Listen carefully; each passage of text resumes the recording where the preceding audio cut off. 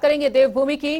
प्रधानमंत्री नरेंद्र मोदी पिथौरागढ़ जनसभा से लोकसभा चुनाव के लिए भाजपा के पक्ष में माहौल बनाएंगे और उनका 11 अक्टूबर से पिथौरागढ़ का 2 दिवसीय दौरा हो सकता है। इसके बाद अक्टूबर महीने के दूसरे पखवाड़े में वो बद्री केदारनाथ धाम के दर्शन के लिए आ सकते हैं और इधर पीएम के दौरे को लेकर भाजपा ने तैयारियां भी तेज कर दी हैं। विशेष लगाव है और समय समय पर प्रधानमंत्री जी को जब मौका मिलता है उत्तराखंड आते हैं और उन्होंने जो वादा उत्तराखंड से किया है, जब जो वादे किए उनको निभाने का काम किया। चाहे वो केदारनाथ टाउनशिप की बात हो या बद्रीनाथ टाउनशिप की बात हो या अन्य चीज़ें जो आज हम देख रहे हैं धरातल पर, देहरादून से दिल्ली की दूरी की बात हो, तमाम चीज़ों पर भारतीय जनता पार्टी की डबल इंजन की सरकार ने यहाँ पर काम किया। प्रधानमंत्री जी ने जिस प्रकार से जब केदारनाथ जब वो आते हैं तब से देखा है हमने कि लगातार श्रद्धालुओं की, विदेशी श्रद्धालुओं की संख्या बढ़ी। आज भारत रत्न स्वर्गीय पंडित गोविंद बल्लभ पंत की जयंती है और इस मौके पर मुख्यमंत्री पुष्कर सिंह धामी ने उन्हें याद किया। सीएम ने उनके चित्र पर पुष्प अर्पित करते हुए श्रद्धांजलि भी दी और इसके साथ ही उन्होंने बताया कि भारत रत्न स्वर्गीय पंत एक महान स्वतंत्रता संग्राम सेनानी, देशभक्त, समाजसेवी और कुशल प्रशासक थे। और सीएम धामी ने कहा कि पंडित पंत ने देश को नई दिशा देने का काम किया है। उनका संघर्षशील नेतृत्व देशवासियों के लिए हमेशा प्रेरणा का स्रोत रहेगा।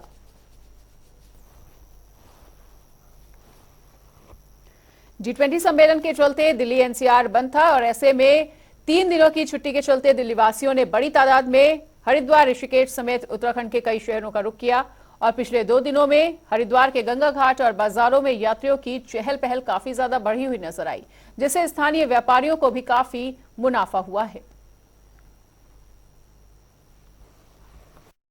दिल्ली की छुट्टियों का असर हरिद्वार में खासा देखा जा सकता है क्योंकि यहाँ पे पर्यटकों की काफ़ी संख्या में आना हुआ है, जिससे कि यहाँ हरिद्वार शहर में, ऋषिकेश में चहल पहल बढ़ गई है। काफ़ी पिछले 2 महीने से हरिद्वार सुनसान पड़ा हुआ था, लेकिन जैसा कि G20 हुआ है तो पूरे एनसीआर, गुड़गांव, दिल्ली, गाजियाबाद से यात्रियों का एक पूरा का पूरा समूह टाइप से यहाँ पहुँचा है, जिससे कि हरिद्वार शहर में हलचल देखने को मिल रही है।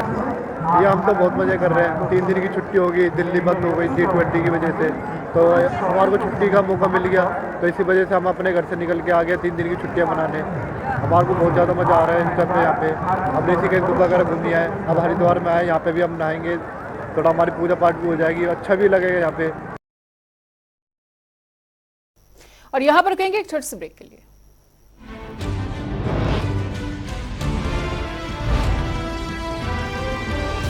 राज्यपाल लेफ्टिनेंट जनरल गुरमीत सिंह ने प्रदेश की समृद्धि और खुशहाली के लिए हवन किया और उन्होंने कहा कि यह हवन प्रदेशवासियों की खुशहाली, समृद्धि और उत्तम स्वास्थ्य के लिए किया गया है। और राज्यपाल ने हवन संपन्न कराने वाले देव संस्कृति विश्वविद्यालय के वाइस चांसलर डॉक्टर चिन्मय पांड्या का धन्यवाद भी किया।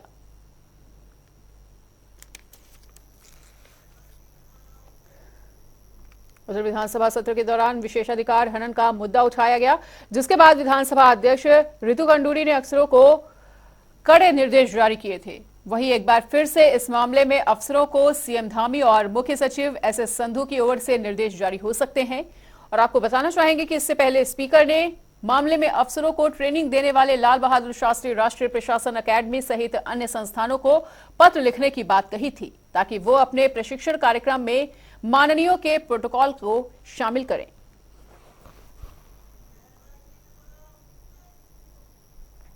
पशुपालन मंत्री सौरभ बहुगुणा ने विभागीय अधिकारियों के साथ गन्ना और चीनी उद्योग विभाग की समीक्षा बैठक ली और बैठक के दौरान पशुपालन मंत्री ने बताया कि किसानों की बेहतरी के लिए विभाग की ओर से समय समय पर समीक्षा बैठक ली जाएगी। साथ ही बताया गया कि नवंबर-दिसंबर से शुरू हो रहे पेराई सत्र में चीनी मिलों की स्थिति की समीक्षा की गई, जिससे राज्य के चीनी मिलों के सुधारीकरण के लिए किए जा रहे प्रयासों पर अधिकारियों से विस्तृत चर्चा हुई।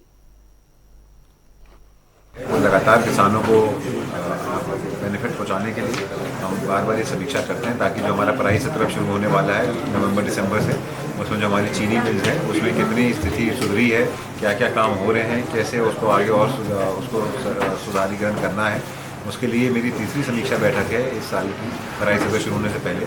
एक कोशिश है हमारी कि जो चीनी मिलों में ब्रेकडाउन होते हैं, जो चीनी मिलों में रिकवरी कम होती है, जो चीनी मिलों में प्रॉब्लम आती है, किसानों को क्या बेनिफिट दे सकते हैं इस पेराई सत्र में।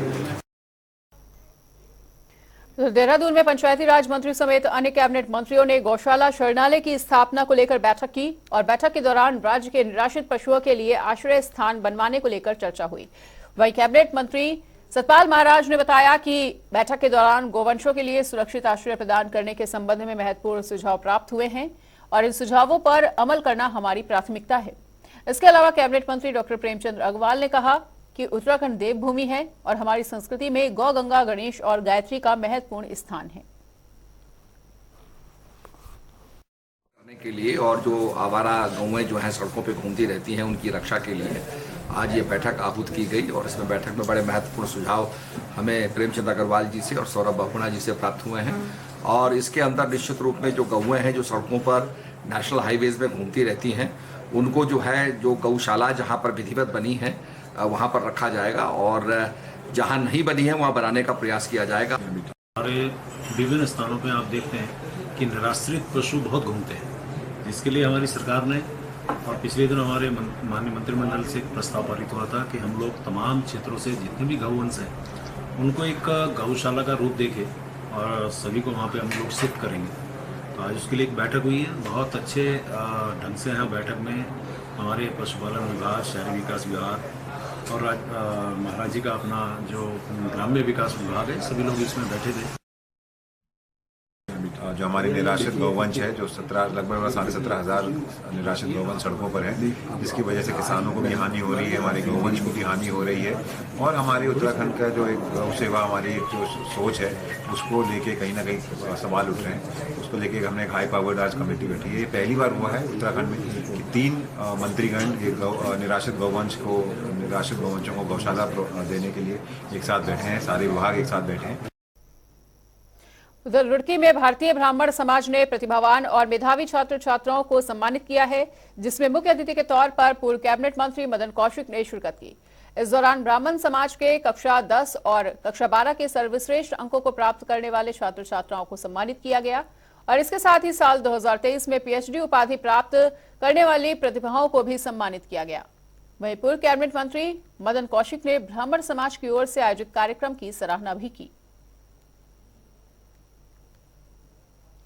ब्राह्मण समाज के जो हमारे वरिष्ठ जन हैं, जो हमारे होनहार विद्यार्थी हैं, सबको यहाँ जिनकी फर्स्ट डिवीजन आई है यहाँ ब्राह्मण समाज ने सम्मानित किया है। इसके लिए मैं ब्राह्मण समाज को हृदय से आभार व्यक्त करता हूँ।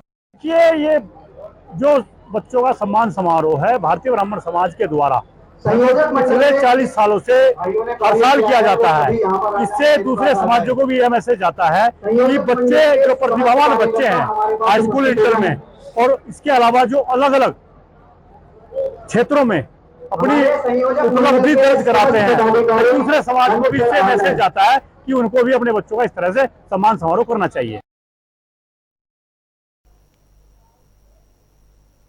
उत्तराखंड में चमोली जिले की विश्व प्रसिद्ध नंदा लोकजात यात्रा का आगाज हो चुका है और बता दें कि नंदा देवी राज जात यात्रा सिद्धपीठ करूर से शुरू हो चुकी है। नंदा देवी की डोलियों को हिमालय की ओर विदा करते वक्त ग्रामीण श्रद्धालुओं की भीड़ भी उमड़ी हुई नजर आई।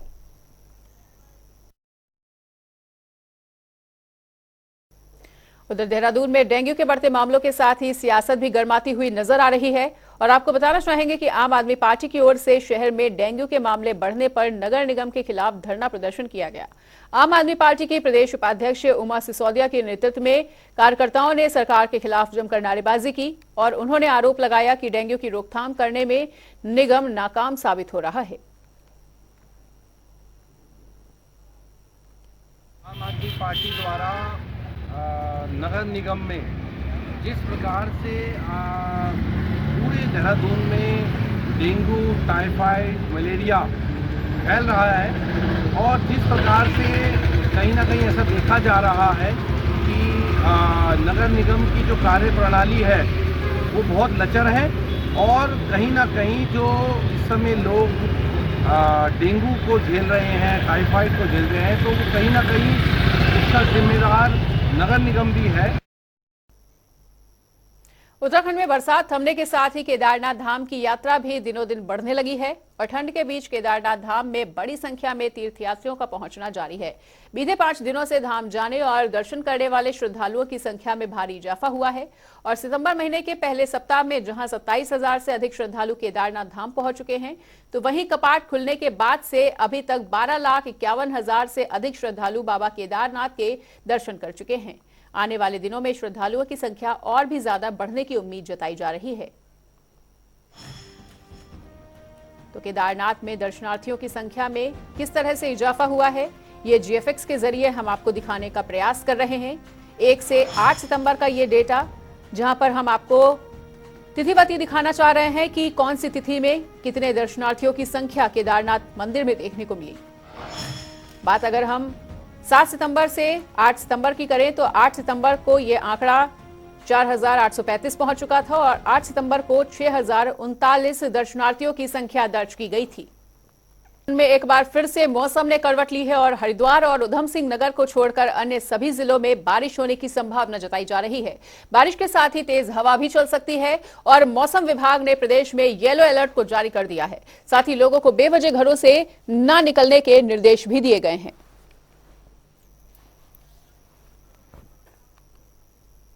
पिछली कुदरती आफत को लोग अभी भूले भी नहीं थे कि हल्द्वानी में लगातार हो रही बारिश ने एक बार फिर से कहर दिखाना शुरू कर दिया है। गोला नदी का जलस्तर लगातार बढ़ रहा है। वहीं कलसिया नाले के पास हमारे संवाददाता योगेश शर्मा ने स्थिति का जायजा भी लिया। देखिए खास रिपोर्ट। लगातार हो रही भारी बारिश ने अपना रौद्र रूप दिखाना शुरू कर दिया है। हम इस वक्त खड़े हैं काठगोदाम के कलसिया नाले पे, जहां कुछ दिनों पहले इस नाले से कई मकान क्षतिग्रस्त हो गए थे। मैं आपको दिखाना चाहूंगा किस तरह से यहाँ पे खतरे की स्थिति लगातार बनी है, क्योंकि पहाड़ों पर जो बारिश हो रही है उससे गोला नदी का जलस्तर बढ़ा हुआ है। और देखिए खतरे के पास ये पूरे मकान खतरे की जद में आ गए हैं। प्रशासन की टीम लगातार यहाँ पर निरीक्षण कर रही है। पुलिस और प्रशासन का लोगों से कहना है कि सावधानी पूर्वक रहें और सुरक्षित स्थानों पर चले जाएं, क्योंकि अगले 2 दिन और भारी बारिश का अलर्ट जारी है, जिसको देखते हुए पुलिस और प्रशासन की टीमें 24 घंटे तत्पर हैं। हल्द्वानी से योगेश शर्मा, जनता टीवी।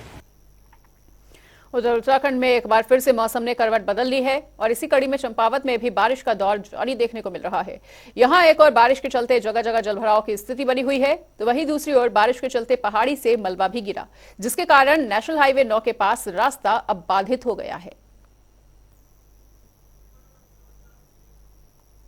उत्तराखंड में भारतीय वायुसेना के होनहार अधिकारी विंग कमांडर अनुपम गुसाई की अकस्मात मृत्यु हो गई और विंग कमांडर अनुपम गुसाई के पार्थिव शरीर को देहरादून एयरपोर्ट लाया गया।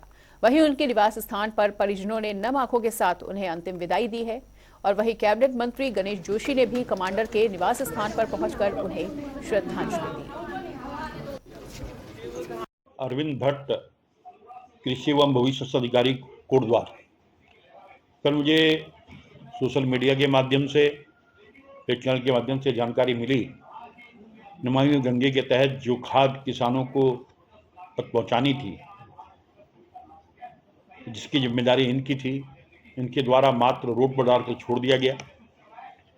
जब उच्च अधिकारियों द्वारा इनसे स्पष्टीकरण मांगा गया, उन्होंने इसका कोई जवाब नहीं दिया।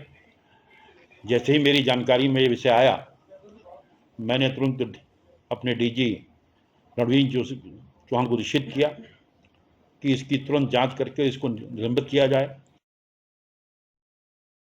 और अब रुक कर लेते हैं 2 मिनट में 10 बड़ी खबरों का। निवेश लाने की सरकार कर रही है तैयारी। उद्योग के विस्तारीकरण से 15,000 करोड़ रुपए का निवेश लाने की तैयारी। नए निवेश के लिए प्रोत्साहित करेगी सरकार।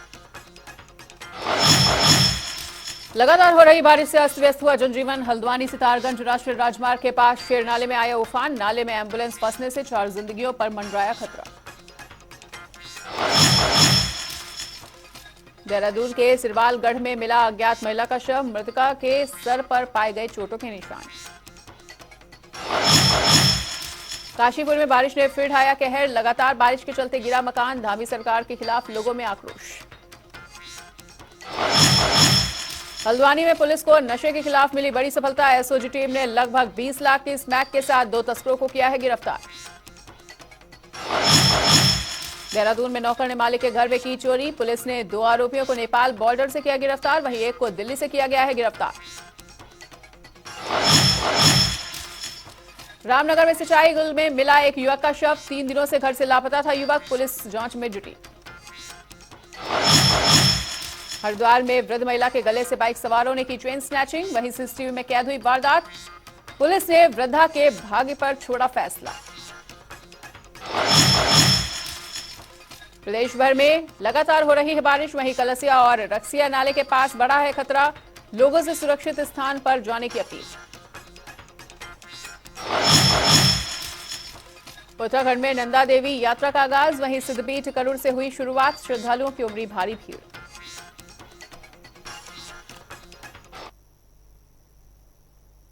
और फिलहाल इस वक्त के बुलेटिन में इतना ही। खबरों का सिलसिला लगातार जारी है। देखते रहिए जनता टीवी।